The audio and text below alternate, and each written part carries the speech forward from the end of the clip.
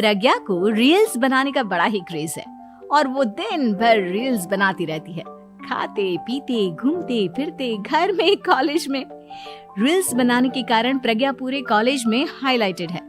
जहां उसकी रील्स सभी को पसंद आते हैं, वहीं मनीषा चिंता में डूबी रहती है। एक रोज जब खाते हुए प्रज्ञा रील्स बना रही होती है, तब मनीषा कहती है, 1 मिनट भी चैन नहीं है इस लड़की को। ये नहीं कि खाना तो आराम से खा ले, लेकिन नहीं, अरे थोड़ी देर रील्स नहीं बनाओगी तो आसमान नहीं टूट पड़ेगा। अरे मम्मी, इसी को तो कहते हैं डिटर्मिनेशन। तुम नहीं समझोगी ये सब। भगवान, इस लड़की को सद्बुद्धि दे। जब देखो तब टेढ़ा बाका मुंह बनाती रहती है। मनीषा की बात का प्रज्ञा पर जरा भी असर नहीं होता और वो खाते खाते रील्स बनाती रहती है। दिन बीतने लगते हैं और देखते देखते प्रज्ञा का कॉलेज भी खत्म हो जाता है। आए दिन कोई ना कोई मनीषा को प्रज्ञा की शादी करवाने का सुझाव दे जाता है। सब ठीक ही कहते हैं, प्रज्ञा की शादी कर देनी चाहिए। अपने घर के काम काज में व्यस्त हो जाएगी तो खुद ही ये रील्स और नाच गाना बंद हो जाएगा।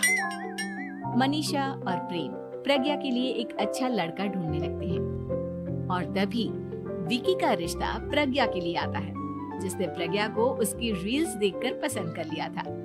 अगले दिन विकी अपने माता पिता के साथ प्रज्ञा के घर पहुंच जाता है और प्रज्ञा साड़ी पहने हाथों में चाय की ट्रे लिए उनके सामने आती है। जब विकी को पसंद है तो हमें भी बहू पसंद है। बहन जी, आप बारात की तैयारी कीजिए।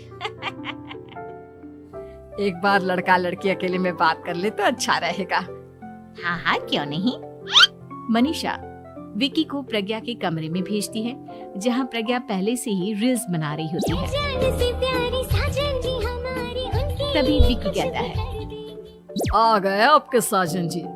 हमारे साथ ये रील्स कंप्लीट करती तो और भी अच्छा रहता। अच्छा जी, अब आ ही गए हैं तो बना ही लेती हूँ आपके साथ। दोनों मिलकर रील्स बनाते हैं। जब वी मीट और तुरंत पोस्ट भी कर देते हैं। फिर विकी कहता है, जब आप साड़ी में चाय लेकर आए तब मुझे लगा कि कहीं मैं गलत घर में तो नहीं आ गया। अब सही है। दोनों की शादी पक्की हो जाती है और शादी के दिन भी प्रज्ञा रील्स बनाने से चूकती नहीं। यहाँ तक कि बारात के समय भी नाचते हुए रील्स बनाती है। सभी लोग प्रज्ञा की तारीफ के पुल बांध देते हैं और प्रज्ञा नाचती गाती अपने ससुराल चली जाती है। सब कुछ अच्छा चल रहा होता है। प्रज्ञा यहाँ भी दिन भर हर चीज की रील्स बनाती रहती है।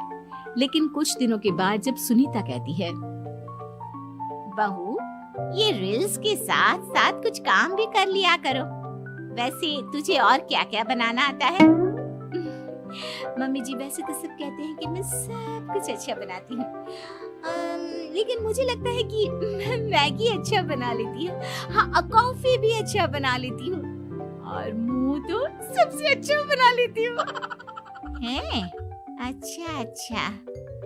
सुनीता अपना माथा पकड़ लेती है और कहती है, बहू, कुछ खाना बनाना भी सीख लेती। मम्मी जी, मैं लंबी प्लानिंग कर रही हूँ। जल्दी ही मैं इतनी फेमस हो जाऊंगी कि मुझे पैसे मिलने लगेंगे।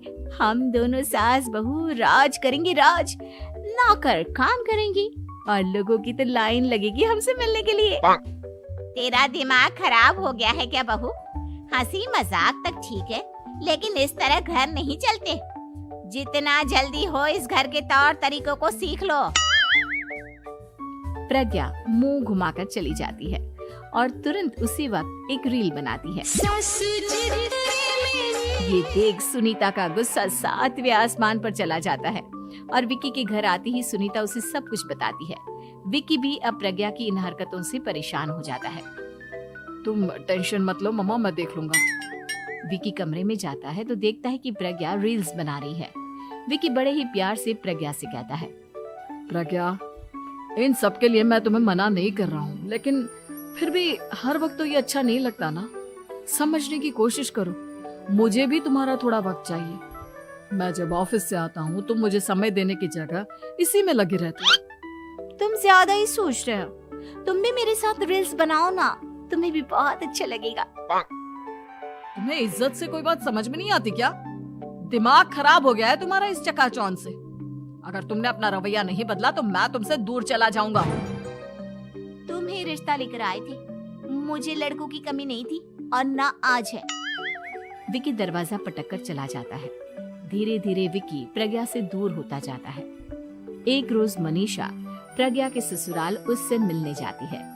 तब सुनीता उससे कहती है, बहन जी, अब आई हैं तो कुछ दिन यहाँ रहकर जाइएगा, आप ही का घर है।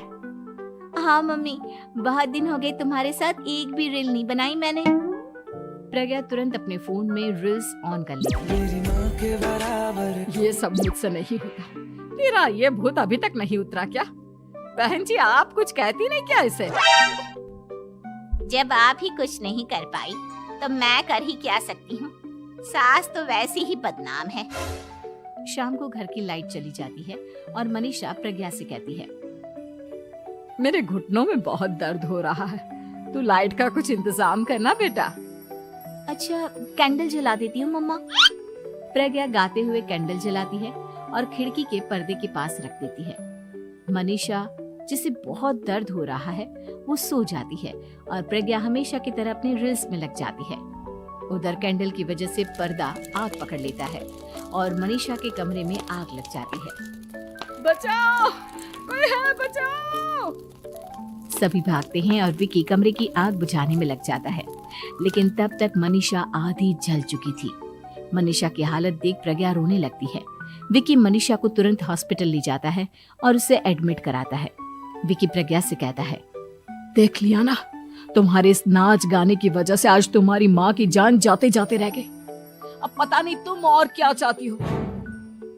उधर डॉक्टर कहते हैं, इनकी हालत बहुत नाजुक है, आधे से ज्यादा जल चुकी है।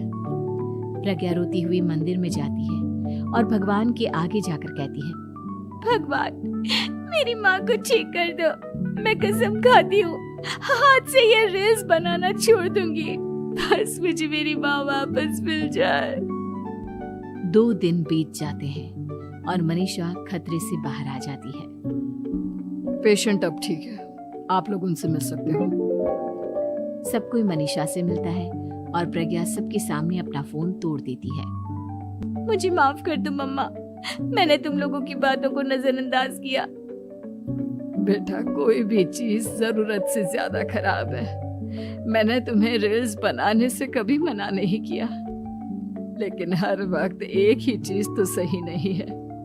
मैं समझ गई हूँ मम्मा, आई एम सॉरी। प्रज्ञा उस दिन से रील्स बनाना छोड़ देती है और पूरी तरह से अपने घर में लग जाती है।